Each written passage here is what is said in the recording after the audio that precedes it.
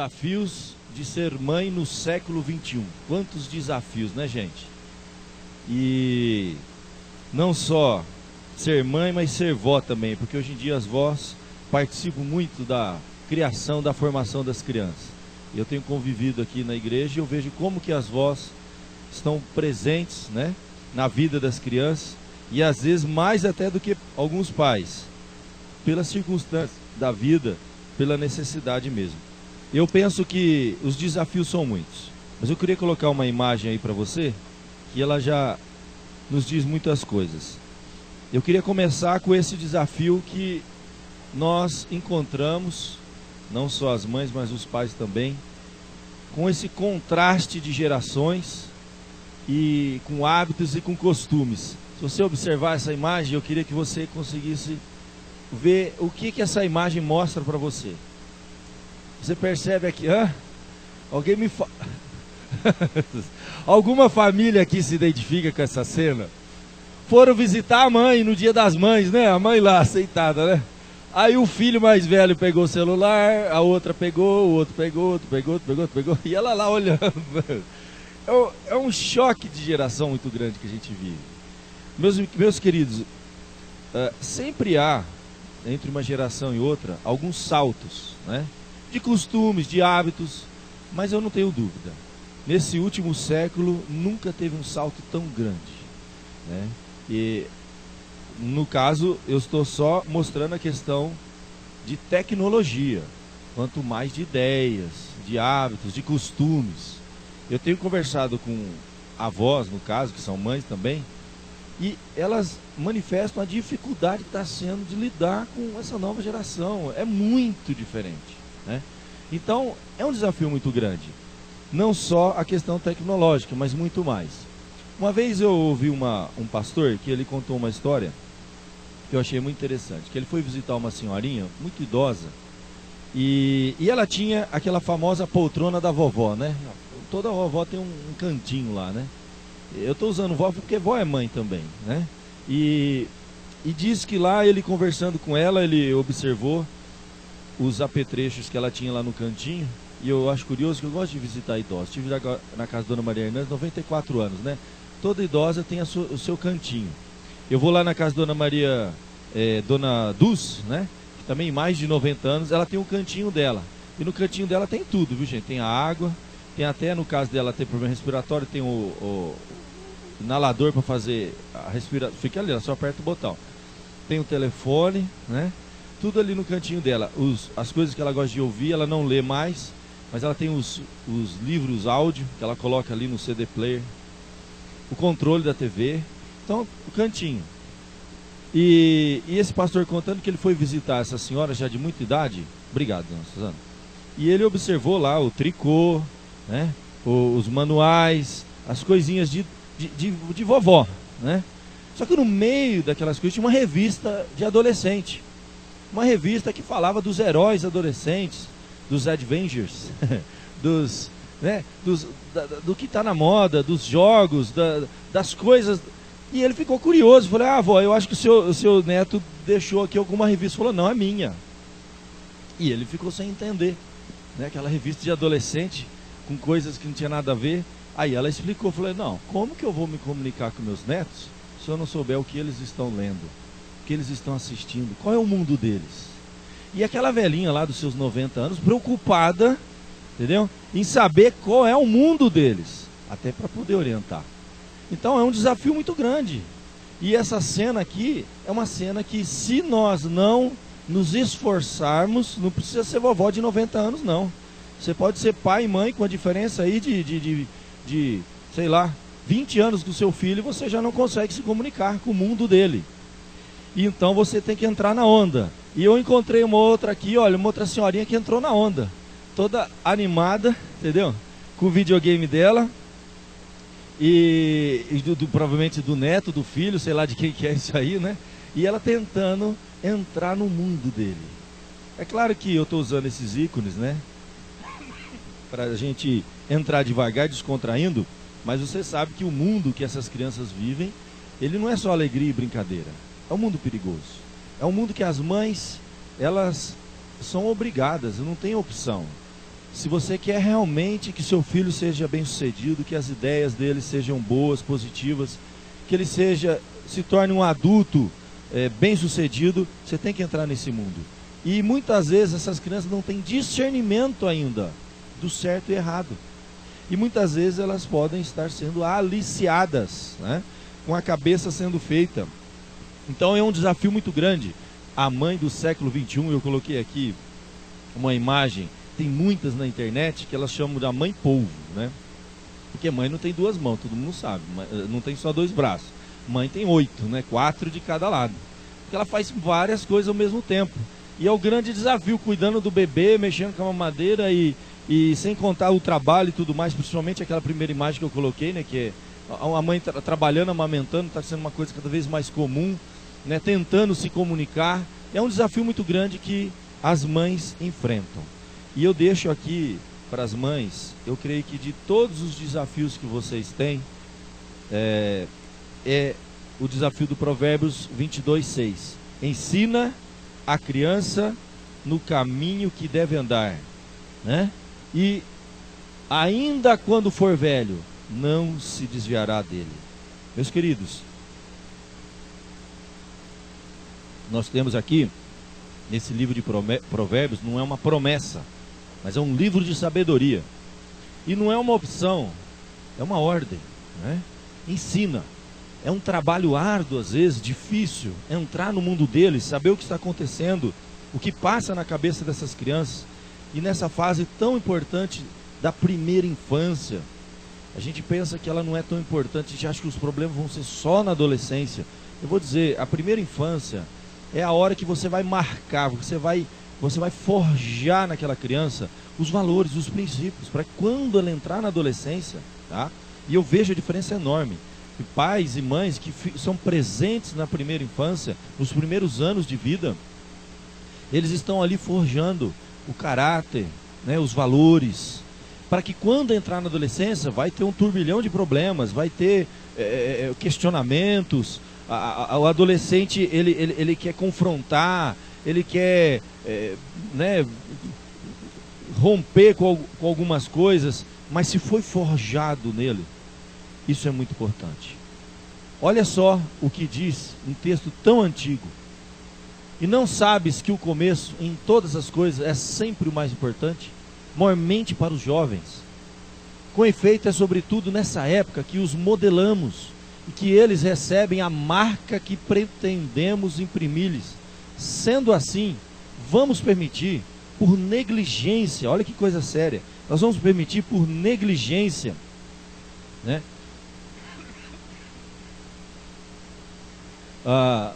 Que as crianças ouçam as primeiras fábulas que lhes apareçam, criadas por indivíduos quaisquer, e recebam em seus espíritos entender quando forem adultos.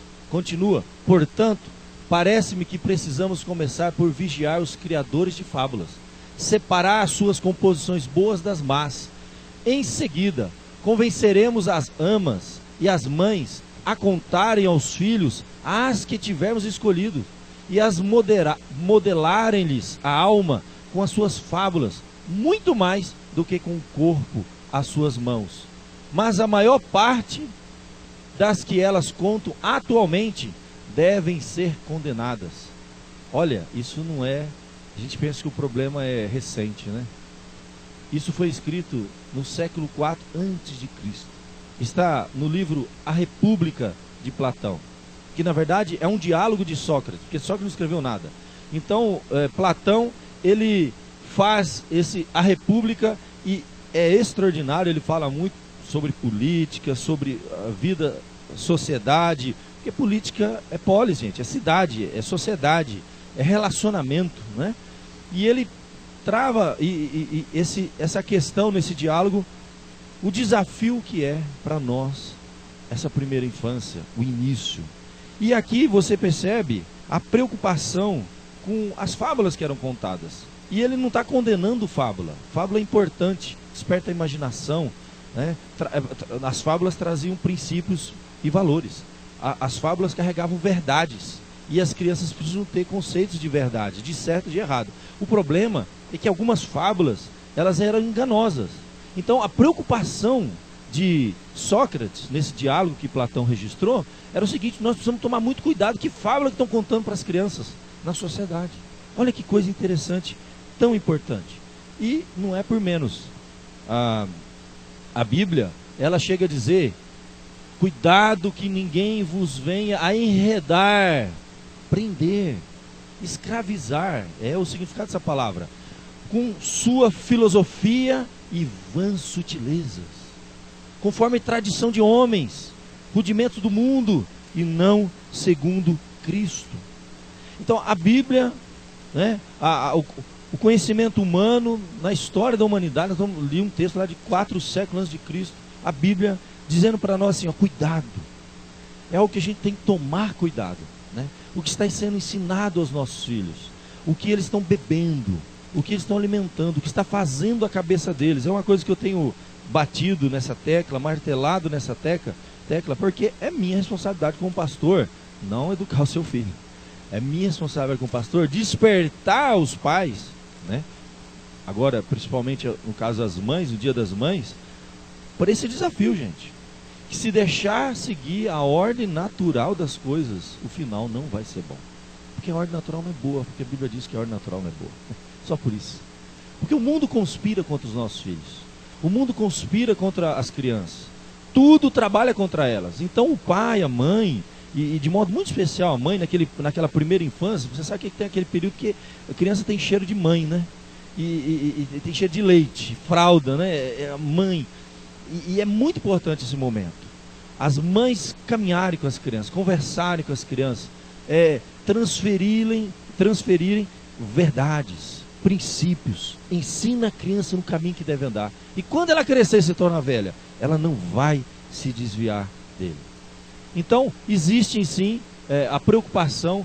Filosofia não é errada em si, mas existe vãs filosofias. A Bíblia fala muito sobre vãs filosofias. Tem muita filosofia boa, como os filósofos no passado falavam. Nós precisamos selecionar criança que ainda é ingênua, que está forjando. Sabe, quando você está modelando alguma coisa que depois que endureceu não dá mais.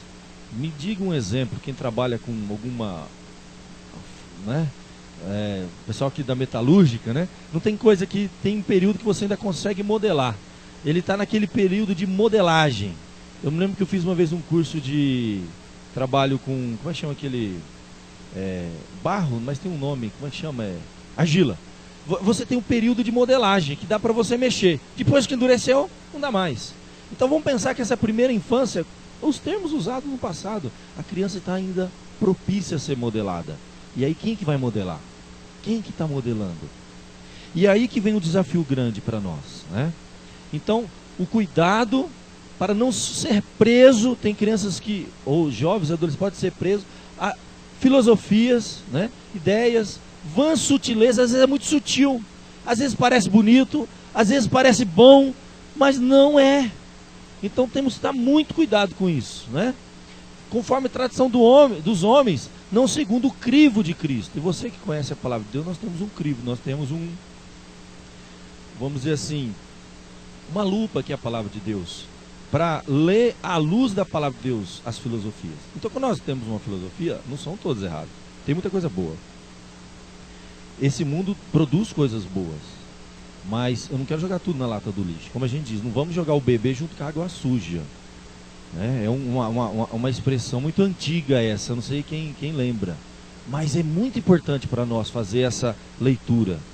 E olha o que mais a palavra de Deus ainda diz lá em Coríntios, 2 Coríntios 10, eu li primeiro Colossenses 2:8, agora 2 Coríntios 10. Olha, as armas da nossa milícia é luta, né? A nossa batalha não são carnais, mas poderosas em Deus, para destruir fortalezas, anulando sofismas e toda altivez que se levanta contra o conhecimento de Deus, e levando cativo todo pensamento à obediência de Cristo. A gente aplica isso muitas vezes à evangelização, pessoas que estão com ideias erradas, com conceitos espirituais errados, mas a gente esquece que isso também tem que ser aplicado às crianças, aos jovens, que constantemente é como se eles atravessassem um terreno e grudassem aqueles carrapichos, né? O carrapicho está sempre grudado. Se você olhar o seu filho hoje, vai ter carrapicho. Se você tirar, amanhã vai ter de novo. Sempre tem alguma coisa lá que vai atrapalhar a formação, a mentalidade dele, os conceitos, os valores. Então, as nossas armas são espirituais, né? As mães devem orar. Está havendo muita campanha de oração, né? As mães estarem intercedendo pelos seus filhos. Acho lindo isso, Desperta Débora, né? Aqui nas nossas reuniões de oração, constantemente coloco meu filho em oração. A mãe é intercessora do seu filho. Mas vou dizer, só orar não adianta, porque Deus quer que a gente use todos os instrumentos. A oração é um deles, e importantíssimo primeiro, eu creio que é o mais, para dar discernimento. Olhe por você também, para que você tenha discernimento para saber o que está enredando o seu filho, né? A ideia de enredar é prender o que está formando a mentalidade dele. A gente tem que pensar isso. E aí, meu querido, você crê que mesmo que alguma ideia errada, mesmo que um caminho errado que ele possa estar seguindo, Deus é poderoso para destruir fortaleza, anulando sofismas e levando cativo todo o pensamento à obediência de Cristo. Jesus pode resgatá-lo, a ideia é essa, tá? Não importa onde esteja, que estágio esteja, nunca é tarde para Deus, tudo é possível. É possível que um filho esteja nas drogas, é possível que um filho esteja com uma mentalidade errada, incrédula, né? Já não crê mais em Deus, já não ora mais, já não vem na igreja, não lê a Bíblia. Mas não é impossível, Deus pode mudar isso. A gente tem que ter essa fé, essa esperança, né? Nós temos que ter isso. Lembrando que a palavra sofisma é a palavra grega. Eu até fui ontem à noite olhar de novo no original grego. É a palavra logismo, é lógica, é argumento. São argumentos. Nossos filhos, eles estão o tempo todo recebendo informação, o tempo todo. Tenho falado disso muito. Eles recebem informação, liga a televisão, eles recebem informação com eles na internet, e eles recebem informação nas escolas. Eles têm mestres lá. E esses mestres, eles não passam só o conteúdo da aula, eles passam coisas que estão na cabeça deles também, ideias. Quantas coisas eu absorvi de professores, né? E às vezes que contradizia aquilo que eu, porventura, tinha de ideia. É possível que um filho nosso aprenda uma coisa aqui e lá na escola ele vai ver uma coisa diferente. São muitos ismos que a gente diz. Eu já tratei aqui e já mostrei para os irmãos alguns, muitos ismos. O darwinismo foi um que nós batalhamos bastante esse ano, né, que passou, ano passado, 2015. Vocês se lembram que eu saí com jovens para conversar sobre isso, porque é pesado, gente. É pesado mesmo, é ciência, é uma ciência distorcida, questiona a fé deles, questiona aquilo que nós pregamos, o que eles leem, o que as mães ensinaram. E não é brincadeira. Muitos enredaram. Já vi jovens firmes da igreja irem estudar, fazer lá a sua graduação, sua pós-graduação, e de repente ele vai, química, um jovem de química, hoje ele é considerado um ateu, e cresceu na igreja, tocava, cantava, louvor. Então, fez a cabeça dele. Nós vimos aqui, chamamos cientista crente, um dos maiores cientistas do Brasil, o Dr. Marcos Erbelin, foi extraordinário, as palestras estão na internet, quem quiser assistir. Quanto argumento, quanta verdade bíblica para quebrar essas ideias erradas. Nós temos muitos ismos. Esse daqui eu já trabalhei bastante com a igreja. Eu vou começar esse ano, devagarzinho, trabalhar com esse aqui. Esse aqui, vou dizer para vocês, eu não sei qual é pior, tá? Falando sobre a questão de fé, de espiritualidade. Qual fez o estrago maior? Porque os dois partem do mesmo pressuposto. Os dois acreditam que Deus não existe, tá? Eles são materialistas, eles são ateus. Então, o darwinismo, já falamos bastante, já fiz uma série aqui, com a minha preocupação de pastor de orientar. Eu acredito que muitas pessoas foram esclarecidas, e os vídeos estão lá para a gente assistir, a história de Charles Darwin, a seleção natural e aquela coisa toda. Só que você tem essa outra figura, muitos ismos, como eu disse, darwinismo, marxismo. O marxismo foi Karl Marx, 1818 a 1883. Aqui eu acredito que é muito mais complicado a gente tratar, porque o outro, ele lançou alguns pressupostos, né, algumas bases da ciência que veio a afetar as demais áreas do conhecimento. Mas o marxismo, ele avança não só em questões sociais, até porque eu acredito que, pensando no social, nós cristãos encontramos pontos de referência interessantes. Porque é muito comum você ver cristãos se identificar com o social, com a ação social, com o trabalho social. A Bíblia é muito forte, né? Porque o que o marxismo fala do que diz respeito à preocupação com o menos favorecido e tudo mais, a gente encontra algum ponto de referência. Então é muito comum. Nós fazemos a leitura só desse ponto, nossa igreja tem ação social, a Bíblia prega que a gente deve prestar atenção nos pobres, nos menos favorecidos, que aquele que tem condição de ajudar e não ajuda, está até pecando.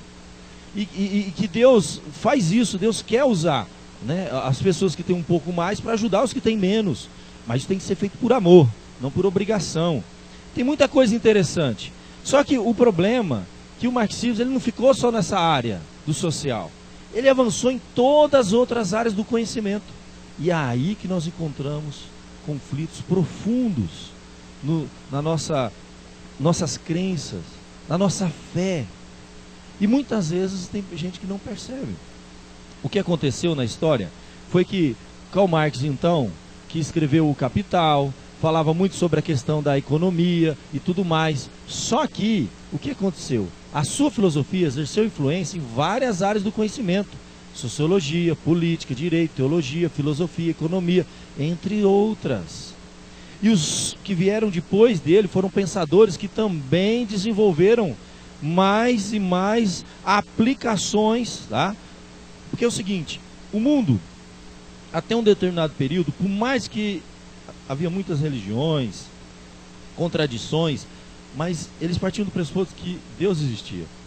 Havia uma divindade, um ser que criou. O darwinismo e o marxismo partem de um pressuposto diferente. Deus não existe.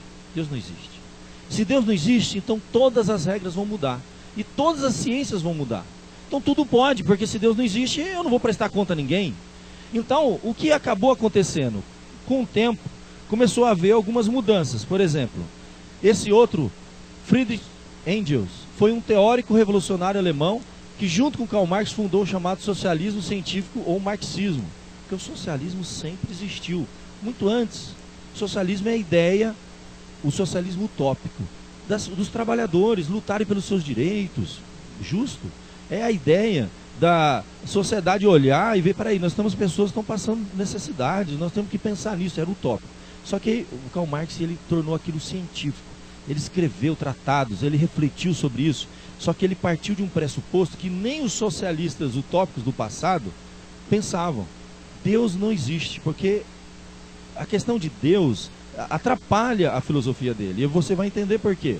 E você vê como tem aplicação na nossa vida e na vida do seu filho. E eu não estou dizendo que as mães, dia de mãe, o pastor falar sobre isso, você não precisa ser uma super conhecedora de todas essas teorias, mas você precisa ter a mínima noção do que está rolando.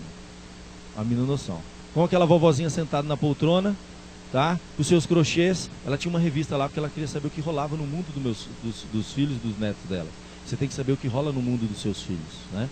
Então, ele foi coautor de diversas obras, tá? E principalmente o Manifesto Comunista. Esse outro livro, A Origem da Família, da Propriedade Privada e do Estado. Aí começa a entrar num probleminha. Eles começaram a fazer uma associação. A ideia de propriedade privada era um problema para eles, porque isso impedia o avanço das ideias.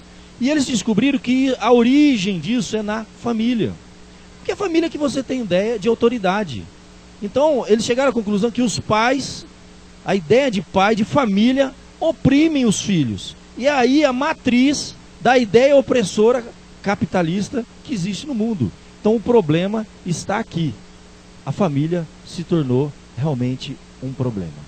Olha, por influência do marxismo, né, ele resgata desde o início dos tempos a análise materialista do desenvolvimento da civilização. Então eles fizeram uma releitura de toda a humanidade, da história da humanidade, a partir da perspectiva de que a família é a origem de tudo. E ali nós vamos caminhar. Aí vem um outro chamado Gramsci, de 1891 a 1937, ele já foi mais além. Ele começou a perceber que havia uma cultura que eles não conseguiam mudar. Ele era um filósofo, jornalista, tá, italiano. Ele foi fundador do Partido Comunista na Itália e foi preso pelo regime de Mussolini. Escreveu mais de 30 livros na prisão e ele chegou à conclusão que a gente chama do marxismo cultural, que é conhecido principalmente, as ideias dele, pela teoria da hegemonia cultural, que descreve o Estado, como o Estado usa nas sociedades ocidentais, na nossa, as instituições culturais para conservar o poder. e surge a ideia do marxismo cultural. E na ideia dele é necessário mudar a cultura, tá? Mudar os hábitos, os costumes de um povo, para você poder realmente influenciar aquele povo e implantar o socialismo. E dentre esses pensadores, você teve um outro, Lenin. Esse foi mais radical, matou milhares de pessoas. Ele tem uma frase muito forte, mas que a gente precisa conhecer. Ele disse assim: usaremos o idiota útil na linha de frente, incitaremos o ódio de classe, destruiremos sua base moral, destruiremos a família. Isso aqui está escrito nos livros de Lenin. As pessoas não citam nas escolas, né? E destruiremos a sua espiritualidade. Eles tinham um negócio com família e espiritualidade. Tem que destruir isso aí. Isso aí atrapalha o avanço das nossas ideias. E ele diz no fim: comerão as migalhas que caírem das nossas mesas. O Estado será Deus. Todos eles ateus. E eles acreditam o seguinte: antes as pessoas buscavam ajuda em Deus, agora eles vão buscar no Estado. A filosofia. Vamos entender o que isso tem a ver com os dias de hoje. A minoria organizada irá derrotar a maioria desorganizada todas as vezes. Ele acreditava que o comunismo e a fé cristã eram inimigos. Dentre as suas frases: Deus é inimigo pessoal da sociedade comunista. Nosso programa inclui necessariamente a propaganda do ateísmo. É preciso combater a religião, eis o ABC do comunismo. O homem que se ocupa em louvar a Deus se suja na sua própria saliva. E a partir daí, então, houve uma perseguição, a maior da história do cristianismo, nos 2000 anos. Isso todos os historiadores concordam. A maior matança de cristão foi no século XX, gente. Não foi em Roma, quando eles lançavam nos leões. Não foi a perseguição que houve lá no século XVI, quando penduravam os cristãos nas estacas e iluminavam a cidade com tochas humanas, tacando fogo nos cristãos, que às madrugadas berravam, as milhares. A maior mortandade foi no século XX, sob as mãos de Lenin, do comunismo e do marxismo. Vamos mais para frente. Na década de 60, um outro livro que aí chegou num problema grave. O livro chamado... Olha, socialistas suecos elaboraram um plano pedagógico. Aí o problema, um plano pedagógico. Como levar a sociedade a se tornar igualitária, tá? Pela desconstrução da família. E eles escreveram um livro chamado Caminho da Igualdade. Quem escreveu foi Alva Myrdal. E nesse livro, ele chega à conclusão: nós só vamos mudar a sociedade e implantar a nossa visão se a gente chegar lá nas crianças, na mais tenra infância, e moldá-las. Cheguei no ponto que eu queria chegar com vocês, por isso que eu comecei, dei essa volta toda. Moldá-las de acordo com os nossos parâmetros de gênero. E aí começa a surgir o que eles chamam de parâmetro de gênero. É o que a gente chama de ideologia de gênero. Aí a que escancarou de vez mesmo foi essa. Há uma feminista, tá? E que desenvolveu com profundidade a ideologia de gênero. Ela escreveu um livro chamado Dialética do Sexo, tá? Shulamit Firestone viveu de 1945 e faleceu em 2012. O livro dela é aterrorizador. Se você ler e entender as ideias que ela quer implantar nas crianças, a filosofia dela, que é usada hoje para implantar nas crianças, ela, de primeira conclusão, é feminismo, gente. Feminismo, ele no início, ele foi muito nobre, porque lutava pelos direitos básicos da mulher. A mulher, por exemplo, queria ter direito a voto. A mulher tinha que ter os mesmos direitos que os homens. Quando ia trabalhar, o homem ganhava o dobro da mulher. Esse lado foi muito nobre, foi o início do movimento. Só que ele tomou um rumo perigoso. O feminismo hoje é uma guerra, né? Uma guerra de sexos. E o ponto que ela chegou é que a gravidez e a maternidade fazem parte da condição bárbara da opressão da mulher. Então, na mentalidade dela, a gravidez é uma opressão, ser mãe é uma opressão.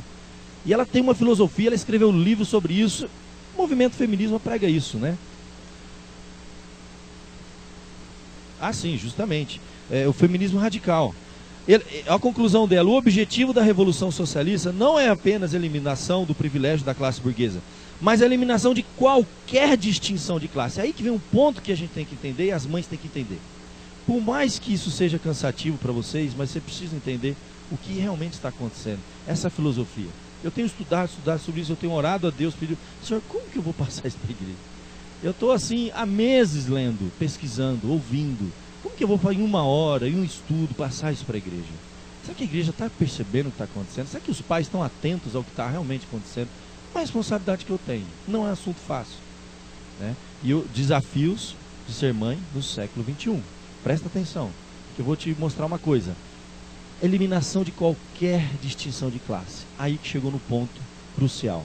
O objetivo da Revolução Feminista não é só a eliminação do privilégio dos homens, mas também a eliminação de qualquer distinção entre os dois sexos. As diferenças genitais devem ser eliminadas da cultura antropológica.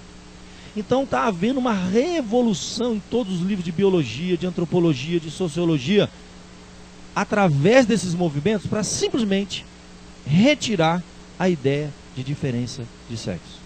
Então, o menino, se nasceu menino, e a menina, se nasceu menina, não sabemos o que ele é. Eles vão ter que se descobrir. Então vai zerar, todo mundo é igual.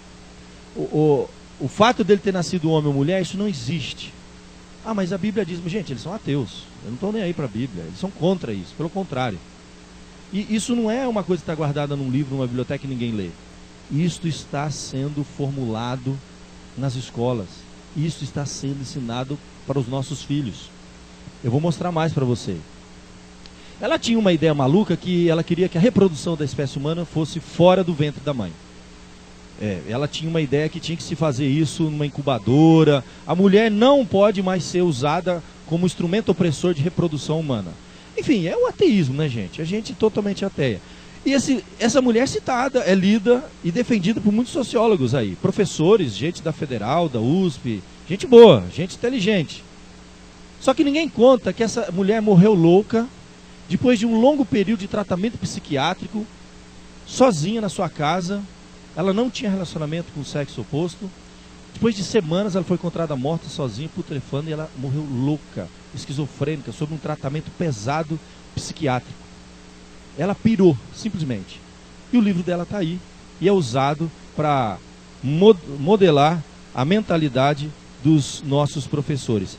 Ela é considerada uma tecnofeminista visionária, porque a ideia dela é essa, que ela tinha visão visionária de que a perpetuação da espécie humana fosse separada da mulher. Teria que ser numa incubadora, alguma coisa assim, porque era a ideia dela. A cara de louca dela, morreu louquinha da Silva, louca, ela tinha esquizofrenia, totalmente louca, e o livro dela é lido e aplicado. Ah, não é aplicado? No Reino Unido implantaram a ideologia de gênero nas escolas. Eu postei isso na internet, quem está acompanhando muito bem, quem não está deveria. Depois que implantaram, deixa eu contar uma coisa para vocês. Existe um serviço de transtorno de identidade de gênero. A criança que tem crise nessa área vai buscar ajuda. Por ano, 90, 97, todo um país ia. Depois que eles iam buscar ajuda, porque tinha transtorno, depois que eles implantaram a ideologia de gênero, aumentou 1000%. De abril a dezembro do ano passado, mais de 1000 crianças perderam a identidade. Eu não sei se eu sou homem ou sou mulher. Destruiu uma geração, mais de 1000, aumentou 1000%. E aí a pessoa fala, não, isso está sendo implantado na Europa, nos Estados Unidos, vamos implantar no Brasil também, porque é muito bom. Só que eles não mostram isso. Você tem que ler essa reportagem. Tá, eu acho que é no Estadão, na Folha, eu não sei qual que é o post, está postado no meu Facebook. Leia lá que você vai ver o que está acontecendo. Eles estão desesperados. Eles estão querendo voltar atrás, não sabem o que fazem. Só que aí a coisa não para, gente. A gente tem que entender que está havendo um avanço dessas ideias. Pra você ter uma ideia, isso foi colocado no Plano Nacional de Educação do nosso país. Aí brigaram e arrancaram. No estadual, o pessoal lá na Câmara, no Senado, brigaram e arrancaram. Jogaram no municipal. Aí já era. Espalhou para todas as cidades. As câmaras municipais que acordaram a tempo, tiraram isso do Plano Municipal de Educação. As que não tiraram, passou. Então, muitos lugares do Brasil tem relatos, eu estou acompanhando pessoas que recebem essas denúncias, crianças de 4 anos colocadas assim na mesa, batom, produtos de beleza feminino, e todos, meninos e meninas, 4 anos, nós vamos passar batom. Menino de 4 anos, vamos passar batom em todo mundo, para você descobrir que sexo que você é. 4 anos, está sendo feito isso aqui no Brasil, nas escolas. E aí o menino fala, não, eu sou homem, eu não vou passar batom. Quem disse que você é homem? A ciência está dizendo que não. Que ninguém nasce homem, ninguém nasce mulher. Aí a criança, eu tenho pipi, meu pai falou que eu sou homem. Sabe o que foi dito para essa criança? Seu pai é preconceituoso. E é isso que está sendo ensinado para as crianças. É daí para pior. A Marineide falou que recebeu o material na Marineide, enfiou na gaveta e ela não ensina, ela é cristã. E não é brincadeira, os nossos filhos podem estar sendo uma lavagem cerebral. Trabalho para criança de 6 anos. Vou dizer aqui para vocês, gente, brincadeira. Isso está sendo denunciado, eu estou acompanhando coisa séria. Vão para casa fazer um trabalho sobre sexo oral, anal e grupal. Na internet, pesquise, criança de 6 anos. Você já imaginou um negócio desse? Olha o nível que nós chegamos. É um nível que a gente não tem noção. Então eu como pastor, eu estou lendo, estou estudando, falando, será que nós chegamos a esse ponto e ninguém está percebendo o que está acontecendo? Você tem noção do que vai acontecer com essas crianças? Se no Reino Unido, estruturado, mais de 1000% estão tudo doido. Você imagina esse Brasilzão, quando esse negócio descambar. A coisa já está complicada, como vai ficar esse movimento trabalhando contra a cabeça das nossas crianças? Então aquilo que eu comecei dizendo lá no início, para a gente encerrar, que as crianças vão cantar, mãe, se a gente ficar sentado numa poltrona, fazendo o nosso crochê, e deixar que a coisa caminhe na ordem natural, sabe o que vai acontecer com nossos filhos? É o que está acontecendo no mundo aí. É só olhar para os países que já aderiram a essas doideiras. E outro, nós somos cristãos. Nós temos valores. Nós temos autoridade para chegar ao nosso filho e com muito amor, sabe, ajudá-lo a desenvolver a sua sexualidade. Não deixe correr pela ordem natural, porque tem gente trabalhando contra. Ajudar a desenvolver a mentalidade dessas crianças. Tá? Porque é passado para elas só um lado da moeda. Não é os dois lados. Não está sendo passado do outro lado. Elas não têm capacidade de discernimento. Eu estou falando de criança de 6 anos, de 4 anos. Está sendo feito cabeça. Aqui no São Carlos não passou. O ideologia de gênero não passou. Eu não precisaria fazer de novo. Tem um outro que não me conhece, estou aqui há 12 anos. O que eu já fiz de discurso sobre contra a homofobia, de amor aos homossexuais, de acolhimento, de um respeito sem precedente. Eu me converti vendo o reverendo Davi com 90 e poucos anos, tendo um amigo íntimo homossexual na casa dele, cortar o cabelo dele, Dona Dilza. No enterro dele, ficou do lado do caixão, um dos cabeleireiros mais famosos aqui. Dona Dilza, que é a esposa dele, ficou com câncer, foi para São Paulo morar com o filho. Esse cabeleireiro pegou a malinha dele com tesoura, pegou o ônibus, foi lá em São Paulo cortar o cabelo dela, amigo íntimo. No enterro dela eu estava lá junto, ele também nos abraçando. Não temos nenhum tipo de preconceito, eu não prego isso. Tem cristão que prega isso na televisão, que é radical, eu não prego isso. Isso é uma coisa que não tem nada a ver. Você quer saber? Eu estou pesquisando e muitos homossexuais são contra esses movimentos, porque vai fazer uma confusão. Eles não querem bagunçar a cabeça da criança. Não é todo homossexual que é perverso, que quer mudar a cabeça da criança. Isso é um grupo de ativistas. É gente que ganha dinheiro por trás. Você tem que entender que tudo tem dinheiro por trás.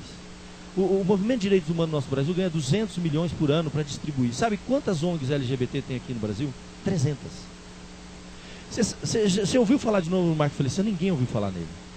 Quando ele assumiu a presidência do Direitos Humanos, eu não concordo com nada que ele fala, não penso como ele, muitas coisas. Mas quando ele assumiu o direito, o problema lá, que saía nas mídias, saía na internet, saía em tudo, o pessoal achava que o problema é porque ele era homofóbico. O problema é que ele falou assim, eu não vou dar 200 milhões para 300 ONGs LGBT. Direitos humanos não é só o problema homossexual, tem outras coisas no Brasil para a gente tratar. O problema era dinheiro. Tem gente que vive disso. 300 ONGs, 200 milhões. Ele ficou 1 ano, ele falou, foi um inferno. Falou. Quando terminou, ele saiu, ninguém nunca mais falou nele. Porque quando ele entrou lá, ele mudou o esquema. Então tudo que está por trás é dinheiro. As pessoas não estão defendendo as suas ideias, estão defendendo os seus cargos. Vão perder a mamata, vão perder a boquinha. É isso que nós estamos vivendo. Enquanto isso, um projeto poder. Pensa, 4, 8, 12 anos, fazendo a cabeça das crianças. Mais 4, 16. Fecha com mais 4, 20. 20 anos, já votam.